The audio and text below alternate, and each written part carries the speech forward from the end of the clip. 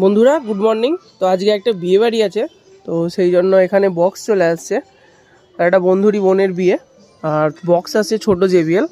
বড় জেবিএল হওয়ার কথা ছিল, কিন্তু এখন উচ্চ মাধ্যমিক পরীক্ষা পাশেই বাড়িতে পরীক্ষা মানে ক্যান্ডিডেট আছে, তো সেই জন্য কিন্তু এই ছোটো বক্সটা হয়েছে। ছোটো বক্স বলতে এটা একটা স্ট্রেঞ্জার 700 মেশিনে বাজছে, সেটা তোমাদেরকে দেখিয়ে দিচ্ছি।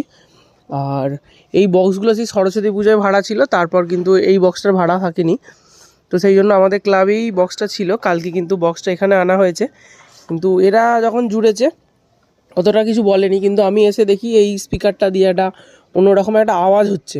স্পিকারটা কেটে গেছে কি অন্যরকম মানে ভাবে ক্যাপটা উঠে গেছে, সেটা বুঝতে পারছি না। তো স্পিকারটা খুললে কিন্তু বুঝতে পারবো কি সমস্যা হচ্ছে, দেখা যাক।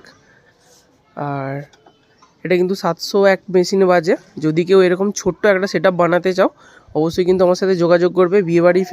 বিয়েবাড়ি অন্নপ্রাশনের পক্ষে খুবই ভালো, কারণ এটা হচ্ছে 12 ইঞ্চির দুটো মিড। দেখো 722, এটা কিন্তু বেঙ্গল ক্যাবিনেটের মাল, এটা অনেক দিন আগেই নেওয়া।